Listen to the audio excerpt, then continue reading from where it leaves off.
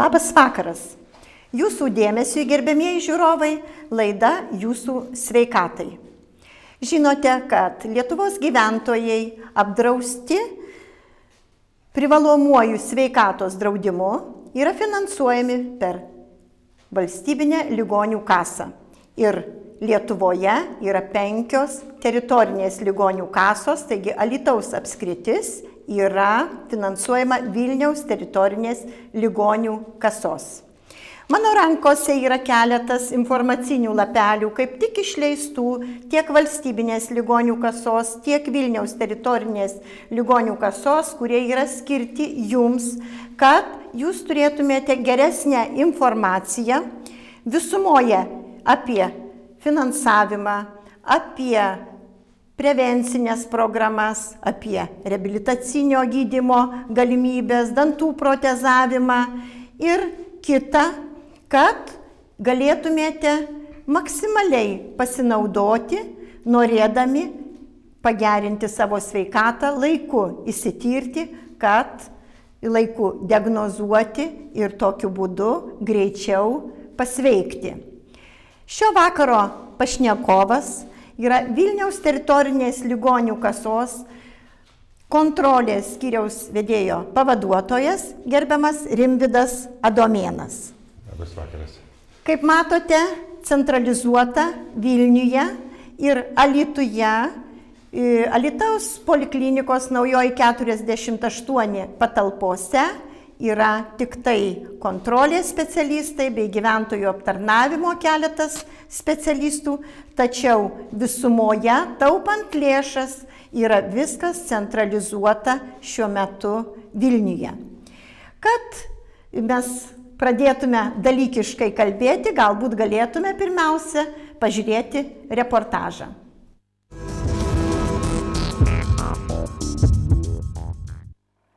Teritorinės ligonių kasos yra valstybinės institucijos, kurios su kitomis institucijomis vykdo privalomąjį sveikatos draudimą. Teritorinės ligonių kasos apdraustiesiems privalomojų sveikatos draudimu garantuoja sveikatos priežiūros paslaugų teikimą bei išlaidų už suteiktas paslaugas apmokėjimą. Teritorinės ligonių kasos paslaugos teikiamos ir Alytuje. Viskas, kas yra susiję su sveikatos drauda, su privalomo sveikatos draudimo įmokom, kompensacijom, tai yra mūsų kompetencija. Draustiems asmenims taip, dar kita paslauga labai svarbi, tai išduodamos pažymos medicininiai reabilitacijai, kompensacijai dėl medicinės reabilitacijos paslaugų gavimo. Išduodame pažymas. Taip pat ambulatoriniai reabilitacijai irgi pažymas išsiima pas mus. Gyventojams primenama, jog į Vilniaus teritorinę ligonių kasą Alytuje taip pat galima kreiptis dėl Europos sveikatos draudimo kortelės išdavimo, kurią svarbu turėti prireikus būtinosios medicinos pagalbos ES šalyse, taip pat Norvegijoje, Islandijoje, Lichtenšteine bei Šveicarijoje. Europos sveikatos draudimo kortelė nemokamai išduodama visiems privalomuoju sveikatos draudimo apdraustiems asmenims. Yra toks kaip ir paslaugų sezoniškumas. Tarkim, šiuo metu vasara, atostogų metas, tai labai padaugėja kreipiasi žmonės dėl Europos sveikatos draudimo kortelių. Tai va, šitas korteles išduodame nemokamai visiems draustiems asmenims. Ir siūlyčiau šitą paslaugą pasinaudoti. Alytuje dabar turime aparatą gamybos, todėl ta paslauga suteikiama labai greitai, per trumpą laiką mes pagaminame. Patogu žmogui, patogu mums. Teritorinė ligonių kasa Alytuje įsikūrusi adresu Naujoji gatvė 48, Alytaus poliklinikos 3 aukšte. Gyventojai aptarnaujami kiekvieną darbo dieną, pirmadieniais, ketvirtadieniais nuo 7:30 iki 18 valandos, penktadieniais nuo 7:30 iki 16:45. Gyventojų patogumui paslaugos teikiamos ir pietų pertraukos metu.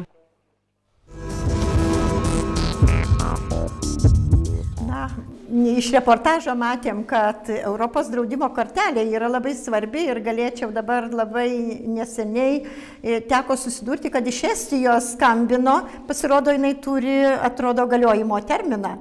Tai galbūt jūs galėtumėte tai patvirtinti, kad kiekvienas žmogus, kuris išvyksta, pasižiūrėtų, ar vis tik nepasibaigęs galiojimas.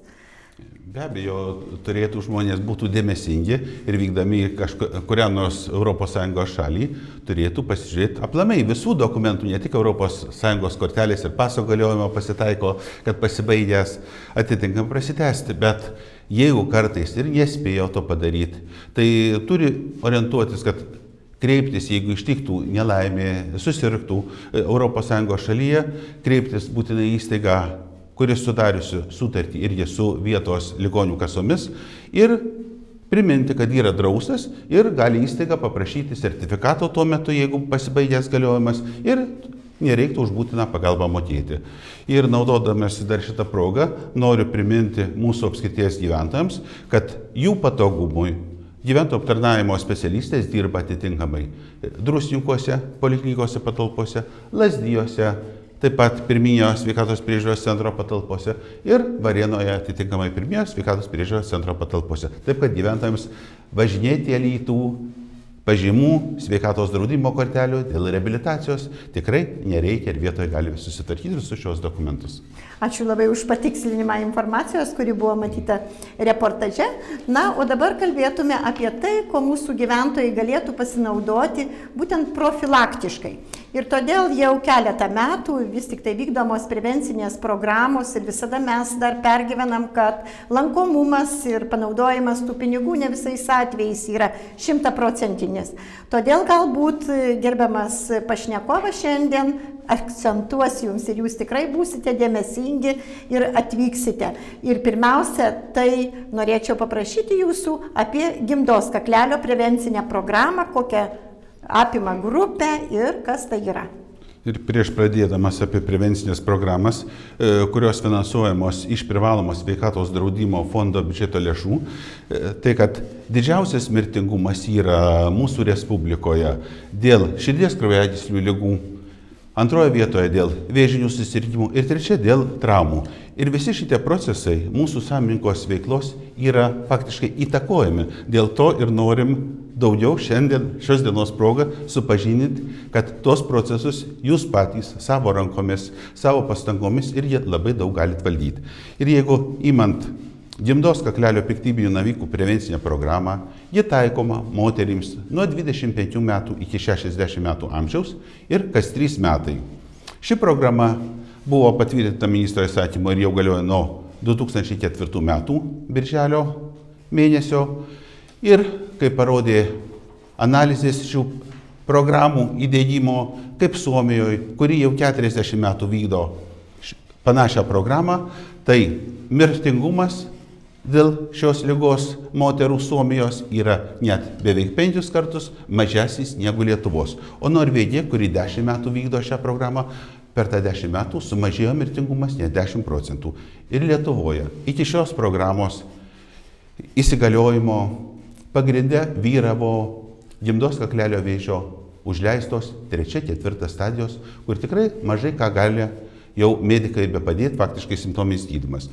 Pradėjus vykdyti šią programą, jau dabar atsiranda ir žymiai daugėja dar iš ląstelės neišplytęs 1-2 stadijos, kur tikrai galima išgydyti ir tikrai mūsų mielos moterys tikrai gali džiaugtis gyvenimu ir šeima ir vaikais ir faktiškai valstybei, darbingo amžiaus piliečiai mūsų tikrai yra labai brangus. Taip kad ir noriu pakviesti, kad gerbimos moterys tikrai pasinaudoti šią programą. Už ją jums mokėti nereikia. Jums reikia kreiptis pas savo šeimos gydytoją. Ir neskausmingas šis metodas yra tepinėlio paėmimas iš gimdos kaklelio. Jį ištyrus, jūs informuos, ką rado, koks tas tyrimas ir jeigu jis rasti bus pakitimai ir reikalingas tolimesnis tyrimas, jūs nukreips jūsų šeimos gydytojas akušerio ginekologui dėl tolimesnio ištyrimo, daroma biopsija ir kiti tyrimai. Ir yra visai eilė metodų, kur šiandien dienai pradinės stadijos tikrai pagydomos. Ir jeigu mūsų apskrityje šią programą vangiau šiek tiek vykdo kaimiškų rajonų, tai Varėnos, Lazdijų, Alytaus rajono. Žinoma, dalinai galima ir pateisinti miesto gyventojams, tiek Druskininkam, tiek Alytui. Yra arčiau atstumai artimesni dėl gydymo įstaigų, užimtumas galbūt mažesnis negu kaimo gyventojų, bet sveikata tikrai yra brangus turtas ir kviečiame jau pasinaudoti, kadangi tikrai mokėti nereikia ir vieną kartą į 3 metus. Ir jeigu gauna moterys informacinį pranešimą, jeigu neatvyko nepadaromas citologiniais tepinėliais, sekančiais metais už jį mokam už informacinį tą pranešimą ligonių kasos, vėl siunčiamas iki tol, kol atvyks. Ir, kaip minėjau, vieną kartą į 3 metus tikrai verta pasitikrinti. Na ir kartais, jeigu atvykus pas gydytoją, pamiršta gydytojas ar bendruomenės slaugytoja jums pasiūlyti tą informacinį, tarkim, lapelį ar panašiai, jūs nesidrovėkite tiesiog paklausti ir priminti ir paprašyti, nes kartais didelis užimtumas gydytojų ir atvykus dėl ligos, kartais ta profilaktika tarsi antrame plane. Tačiau iš tiesų tos galimybės yra ir paskui gavus informacinį lapelį jau visas kelias toliau, visiškai aiškus. Na, antroji jau irgi seniau vykdoma programa, tai yra krūties vėžio profilaktika. Kaip sekasi šią programą vykdyti mūsų regione? Tai atrankinės mamografinės patikros dėl krūties vėžio programa moterims taikoma finansuojama iš kasų nuo 50 iki 69 metų amžiaus ir kas 2 metai. Jis jau veikia nuo 2005 metų ir buvo pradžioje tikrai sudėtinga mūsų apskričiai, kadangi tik Alytaus Kudirkos ligoninėje buvo vienintelis mamografas. Šiandien dieną Alytuje jau yra 2, tai yra Kudirkos ligoninė ir UAB Medėja Alytaus klinika ir taip pat Druskininkų ligoninė. Žinoma, sunkiau yra prieinama šita paslauga Varėnos, Lazdijų ir Lazdijų rajonų gyventojams, kadangi jų įstaigos kol kas mamografo neturi, bet joms reiktų atvažiuoti ir jų pirminių sveikatos priežiūros įstaigų administratoriai tikrai gali suderinti tiek su Alytaus, tiek su Druskininkų įstaigomis, kurios turi šį aparatą, kad joms būtų patogu ir mažesnė laukimo eilė, prisitaikant tai prie autobuso ar įskirtą dieną ir tą taikant tikrai įmanoma šią programą pasinaudoti. Ir mūsų šalyje įdiegus šią programą jau per 5 metus faktiškai krūties vėžio susirgimų sumažėjo jau net 30%. Taip kad tikrai efektyvi šita programa ir pastebėta paskutiniu metu, kad krūties vėžio moterys gali sirgti ir jau net nuo 20 metų amžiaus. Ir ypač pradėjo daugėti nuo 45 metų amžiaus. Ir norėčiau atkreipti dėmesį jūsų, kartais gauname mes ir telefoninių paklausimų, kad jeigu ne šitoj amžiaus grupėje, tai tokios moterys, jeigu įtarė pačios ar tam tikri simptomai neramina, kad jos paliktos už borto ir jau negali įsitikrinti. Jeigu įtariamas susirgimas, tai atitinkamai šeimos gydytojas gali siųsti konsultacijai ir tyrimą ir taip pat nereiks mokėti. Bet čia net neįtarus šios amžiaus grupės moterys tikrai visos gali pasinaudoti šią iš privalomo draudimo apmokamą programos patikrą. Įtarus visais atvejais gydytojas siunčia ir yra ta galimybė tirtis visada. Tai yra jau čia privaloma. O prevencinės programos analogiškai, bet jos jau kaip papildomas finansavimas ir iš tiesų tai yra labai gera Lietuvos sveikatos apsaugos kryptis, prevencinė kryptis. Bet mūsų požiūrį reikia vis dar keisti. Na, nepamiršti ir vyrai, ir vis tik tai priešinės liaukos vėžio atvejai irgi pakankamai dažnė. Ir kiek ta programa veikia, ir kiek jinai efektinga, ir ką mūsų vyrai turi nepamiršti. Faktiškai iš vyrų vėžinių susirgymų, tai pagal prostatos vėžio sergamumas vyrų yra faktiškai didžiausias iš šios grupės vėžinių susirgymų.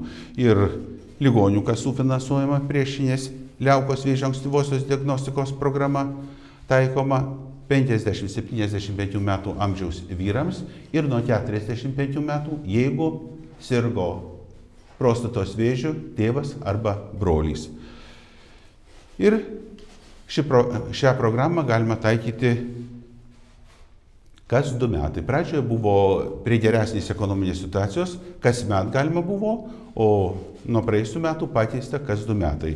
Ir tikrai nėra skausminga, nustatoma pirmiausia kraujyje prostatos specifinio antigeno kiekis ir jeigu jo radus virš 3 nanogramų mililitre, yra siunčiama urologo konsultacija, taip pat pagal programą apmokamai.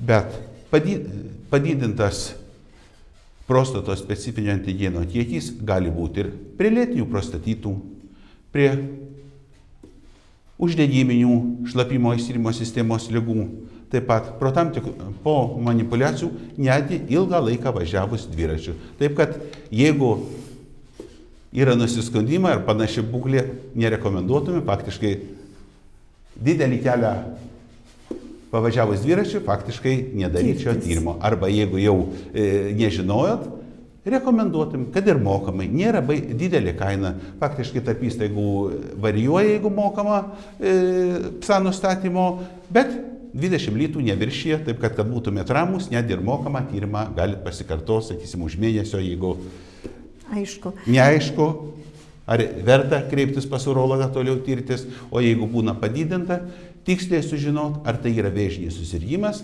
atliekama biopsija, echoskopija, pilnas ištyrimas ir tada, jeigu randama, yra visa eilė būdų gydymo ir jeigu pradinėse stadijose tikrai yra išgydymo ir dėkinga eiga, o agresyvių prostatos vėžios formų tikrai nėra daug. Ir nustačius taikoma gali būti spindulinė, tiek vidinė, tiek išorinė gydymo metodika, tiek operacinis gydymas, tiek medikamentinis gydymas. Taip kad tik reikia šią programą naudotis ir per metus faktiškai, kai taikoma šitą programą, dabar nustatoma prostatos vėžio atveju faktiškai Lietuvoje apie 2000 atvejų naujų. Aišku. Na ir svarbiausia, jeigu jie yra nustatomi pirmose stadijose, kada gydymas ir mažiau trunka ir efektyvesnis be abejo. Tiesiog išgydoma ir iš tiesų tai labai efektinga, galima sakyti, programa. Na ir suprato, tai turbūt iš pašnekovo, kad nereikia įsigąsti, kai kuriais atvejais gali būti nebūtinai signalu, kad tai yra vėžinis susirgimas, bet pasitikrinti tai jau labai svarbu. Na, ką gerbiamas gydytojas minėjo pradžioje, kad mirtingumas nuo širdies kraujagyslių ligų yra pirmoje vietoje. Ir tai yra ne tik tai Lietuvoje, bet ir pasaulyje.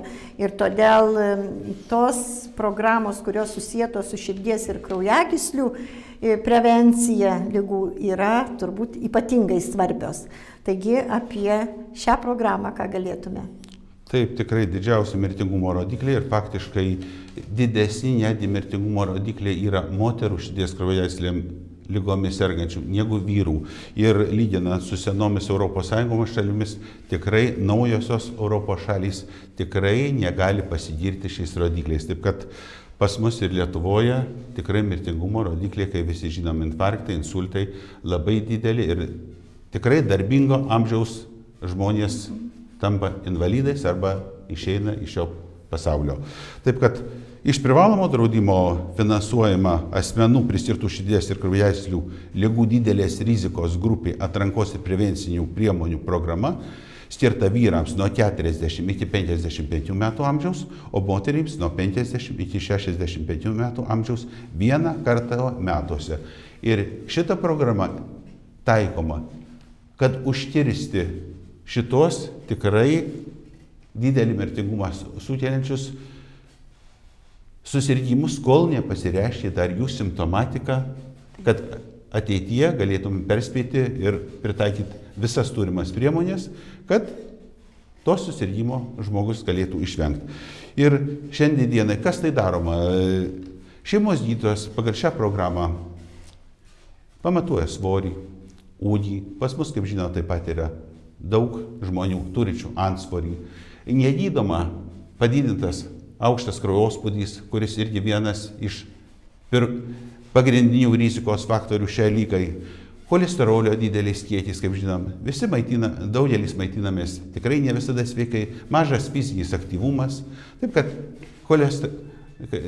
C reaktyvinio baltymo irgi nustatymas daromas. Ir jeigu nustatoma, kad yra didelė rizika ir šitie visi parametrai padidinti, ir reikalinga, jeigu kardiologo ištyrimas tolimesnis, siunčiama atitinkama kardiologo ištyrimui. Be to, tikrinant šitą grupę, labai daug nustatoma negydomo cukrinio diabeto padidinti cukraus kiekį. Taip pat yra vienas iš rizikos irgi faktorių padidintas cukraus kiekis kraujyje. Ir jeigu nereikia siųsti pas specialistą, šeimos daktaras, nustatęs ar viršsvorį, ar padidintą kraujospūdį, sudaro planą, skiriamos priemonės ir kaip taikomos jos.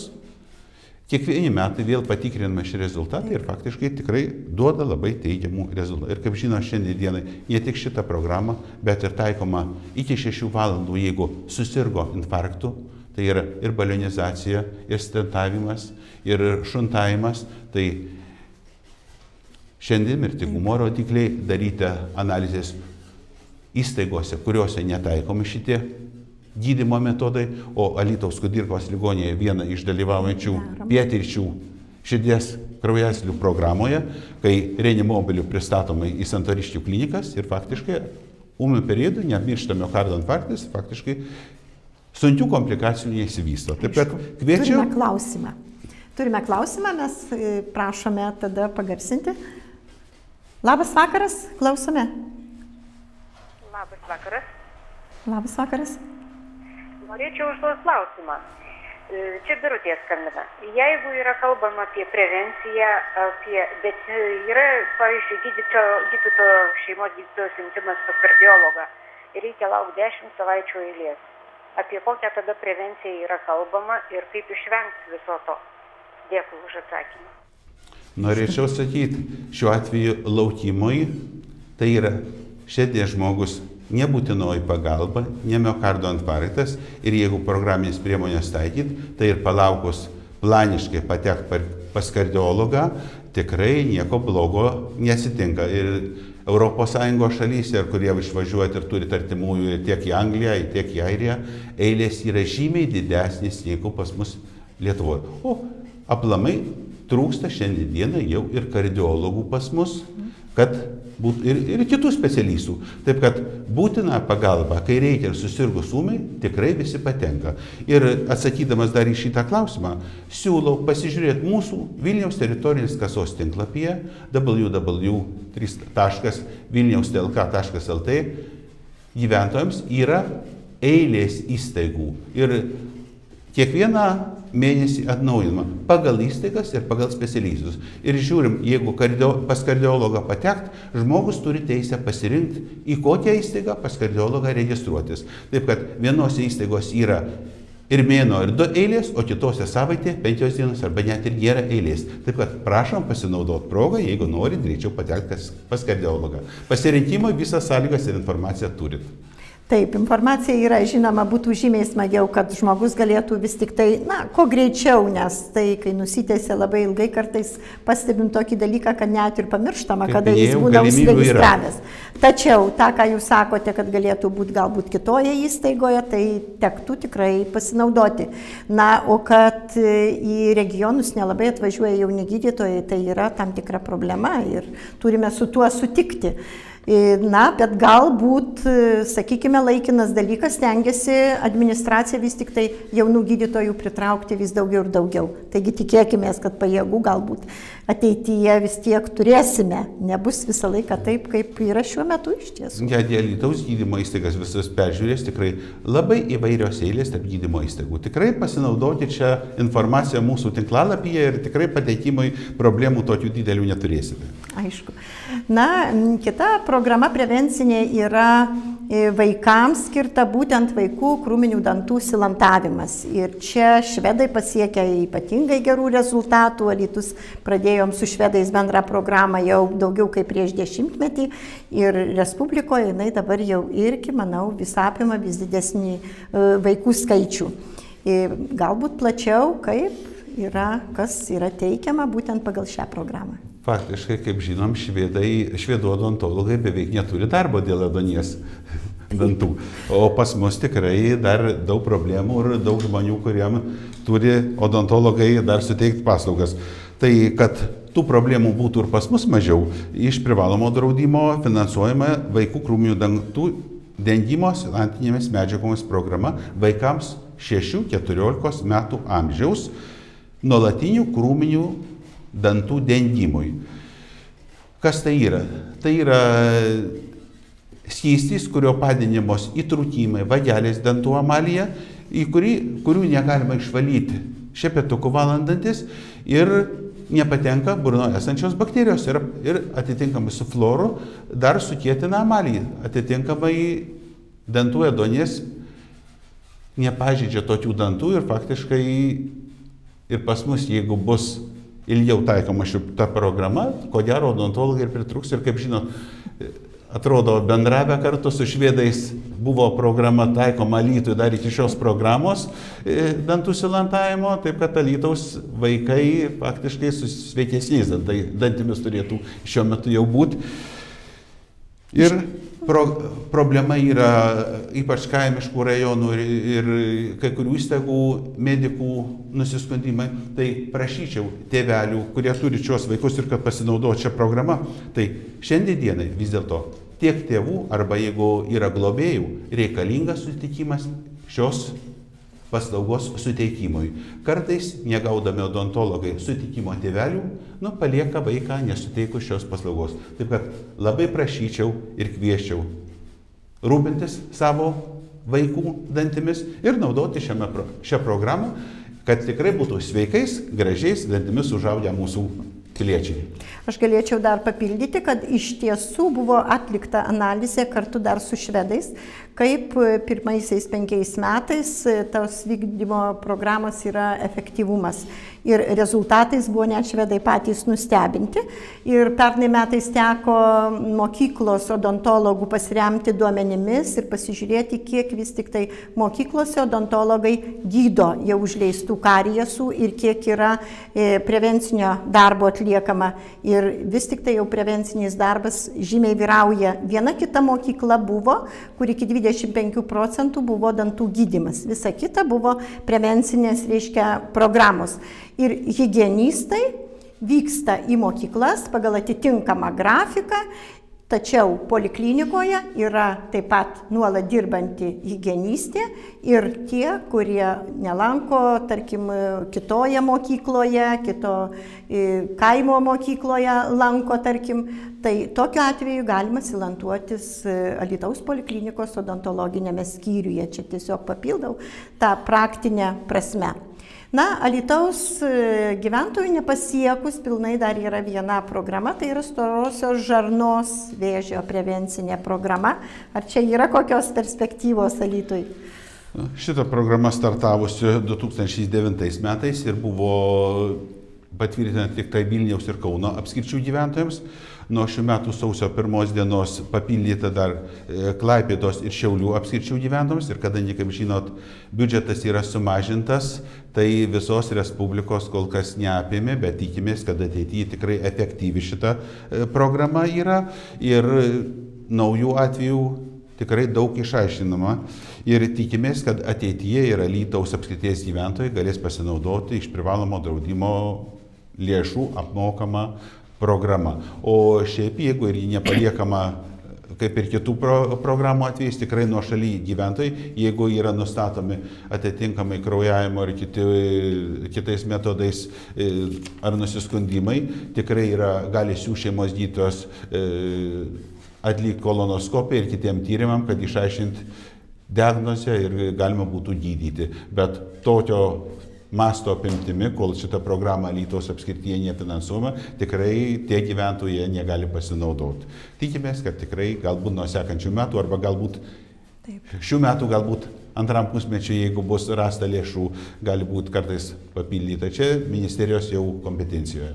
Dar vėl kartą sugrįžtume prie pagyvenusių žmonių, kurgi taip pat dantų protezavimas yra labai opi problema, eilės labai tikrai ilgos. Kas naujo, vykdant šią programą, kuri jau yra vykdoma labai seniai, tačiau apimti visų gyventojų ir patenkinti jų norus tikrai praktiškai šiuo metu dar yra labai sunku.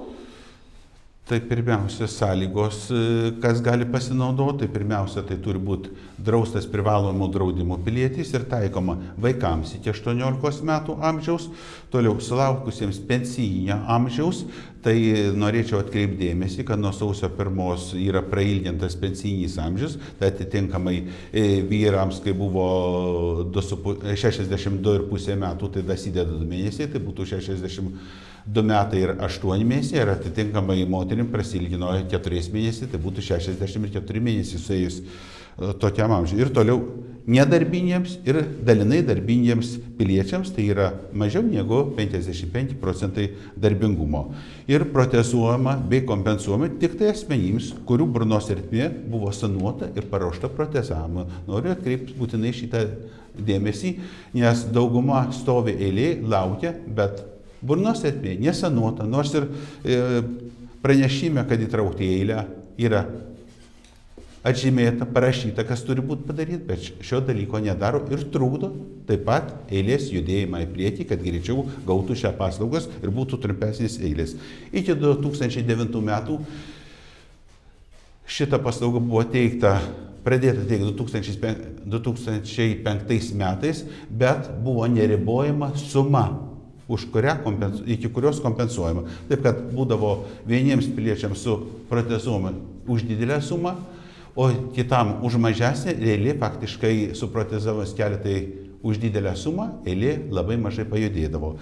Ir iki 2009 metų buvo punktas šios tvarkos, kad savivaldybės turi remti dantų protezavimą, tai nuo savivaldybės skirtos sumos proporcingai 2/3 pridedama buvo iš privalomo draudimo. Savivaldybės, kadangi netolygiai labai ir nevienodai skirdavo lėšų, eilės atitinkami ir šiek tiek disbalansas eilių ilgių buvo ir dėl šito įsakymo tvarkos tokio paskirstymo. Nuo 9 metų panaikinta ir naujovė ta, kad šiandien dienai pagrinde kompensuojama iki 1157 litų, tai būtų pensinio amžiaus gyventojams, nedarbinėms ar dalinai darbinėms ir esant patologiniam dantų nudilimui, didesniam negu 2 laipsnio, tai daugiau negu 1/3 danties vainikėlio visų dantų nudilimui.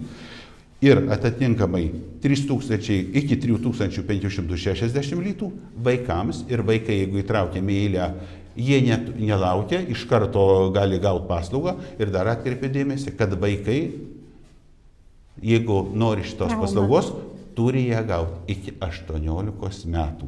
Jeigu nesuspėja, o sako, man tik tai diena belikus ar tai savaitė iki 18 metų, taip kad tikrai paskubėkit, jeigu yra šitos problemos, susiprotezuoti, susitvarkyti, kol nesuėjo 18 metų. Na, žinoma, labai nedaug tokių būna vaikų, užtat, kad tai čia daugiau po traumų, galbūt tokių nelaimingų atsitikimų. Bet nepamiršti, tai žinoti yra be abejo labai svarbu. Na, laikas labai greitai senka, gal mes dar galėtume šiek tiek apie reabilitacijos galimybės, nes visada atrodo, kad pinigų vis trūksta ir trūksta, o reabilitacinis gydymas po traumų, po įvairių susirgymų irgi iš tiesų žmogui labai yra svarbu atstatyti sveikatą. Na, pagal gyventojų klausimus norėčiau pabrėžti, kad šiandien dienai pas mus nėra nei mokesčių skaitimas, nei pensijų nėra kaupiamasis ir kartais kreipiasi pas mus, aš 35 metų stažą turiu, nei karto nesinaudojau, norėčiau pailsėti ir šiek tiek sustiprinti sveikatą sanatorijoje. Tai principai reabilitacinio gydymo netokie. Šiandien dienai yra renkami iš dirbančių asmenų mokesčiai ir naudojasi šiandien dienai, kuriems reikia medicininės reabilitacijos paslaugų. Ir lėšų šiemet kitom paslaugom sumažinta, vienintelė medicininė reabilitacija 1% lyginant su 2011 metais skirta didesnė suma privalomo draudimo lėšų. Ir medicininė reabilitacija tai yra paumiam periode, kad atstatyti darbingumą, ar žmogus galėtų pats save apsitarnauti, ar tai išmaitinti šeimą. Ir yra 3 etapai. Tai pirmas etapas, kai pradedama iš karto ambulatoriškai arba stacionarą iš karto patekus nuo pirmos dienos. Antras etapas, tai specializuota stacionarinė pagalba, įteikiama daugiaprofilinių ligonių, kurios turi reabilitacijos skyrius, reabilitacinėse ligonėse, sanatorijos. Ir trečias etapas, po stacionarinio specializuoto reabilitacinio gydymo taikomas gydymas, tolimesnis, jeigu reikalingas dar iki pilno atstatymo, ambulatorinis gydymas. O iš rūšių tai yra tretinė reabilitacija, antro lygio reabilitacija, ambulatorinė reabilitacija, sveikatą grąžinamas gydymas dabar taikomas tik tai jau vaikams ir palaikomoji reabilitacija. Trukmės. Trukmės yra nuo 100 dienų iki 10 dienų ir, sakysim, 100 reabilitacija 3 dienų su tetraplegija, tai yra, kai būna, kaip žinom, šokia ar nuo tramplino į vandenį jaunuoliai jauno amžiaus, kai būna kaklo slankstelių lygyje pažeidžiamos stuburo smegenys ir nevaldo visų galūnių. Arba po galvos smegenų kraujotakos sutrikimų, tai yra insultų, daugybinių kaulų lūžimų, sunkus labai, o iki 10 dienų skiriama prie lengvų ambulatoriškai ir kuo skiriasi ambulatorinė ir stacionarinė reabilitacija. Tai paslaugas gauna faktiškai tas pačias, tik tai ambulatoriškai nėra pragyvenimo, viešbučio paslaugos neteikiamos ir maitinimo paslaugos neteikiamos. Ir šiandien dienai, jeigu mūsų pilietis gydomas ambulatoriškai, sakysim, poliklinikoje, tai į stacionarinę reabilitaciją jau tikrai toks pilietis nebeguldomas, o turi apsispręsti, kur gaus tą paslaugą, pasirinkti irgi kaip ir konsultacija gali bet kur yra tokia paslauga teikiama ir kur yra sutartis su teritorinė ligonių kasa sudaryta. Taip kad prieinamos šios paslaugos ir kartais mūsų klausia, kad jeigu neįsiuntė į sanatoriją, tai aš nieko negausiu. Taip kad siūlyčiau ir Kudirkos ligoninė turi fizinės medicinos reabilitacijos kabinetą, tai tikrai ir šeimos gydytojas gali siūsti ir gauti paslaugas, ir gydomą mankštą, ir fisioterapinės procedūras, ir tam tikras kitas procedūras, tikrai nepaliekama likimo valiai, tik tai parinkti, kur galima ką gauti ir kur žmogui yra patogiau. Taip kad tikrai Žinoma, reabilitacija su tuo sanatoriniu kurortu, kada turi ir savo kambarį, palatą, be abejo žmogui didesnis poilsis. Tačiau, kada reikia lygai ir atstatomajam gydymui, labai svarbu tik tai procedūra. Todėl, labai rekomenduotume, kad iš tiesų ambulatorinė reabilitacija būtų daugiau pamėgta. Tuo labiau, kad ir nedarbingumo pažymėjimas yra galimas ir ambulatoriniai reabilitacijai. Taip, kad ambulatorinė reabilitacija ir medicininės reabilitacijos sporto centre ir sveikata Ulonų gatvėje taip pat teikia ir dabar šiais metais pradėjo ambulatorinę reabilitaciją teikti ir vaikams. Ir mes tuo tikrai labai džiaugiamės, bet žiūrim, kad dar ambulatorinė reabilitacija nelabai pamėgiama. Ir norėčiau su naujove, greitai bus įgyvendinta greičiausiai nuo birželio 1, kad elektroniniu būdu stacionare besigydintiems gyventojams pažymą išduosim, nereiks nei jiems patiems, nei artimiesiems ateiti į ligonių kasą, įsiimti pažymos vykimą į sanatoriją. Taip kad tikrai palengvinimas arčiau ligonio paslauga ir tikrai nereik vaikščioti ir gaišti laiko. Taigi, šią gerą naujieną ir užbaigsime, jinai tokia informacinio pobūdžio, bet kada mažiau reikia palaukti, tai yra irgi svarbu. Noriu padėkoti už tą informaciją, kurią suteikėt mūsų gyventojams, Rimvydui Adomėnui, ir manau, kad tie susitikimai bus dažnesni, apimant vis kitas sveikatos apsaugos sistemos sferas, kurios susietos ir su finansavimu, ir su kitais momentais, ir suteiksime tas papildomai žinias jums ateityje. Ačiū už dėmesį, ačiū gerbiamam pašnekovui.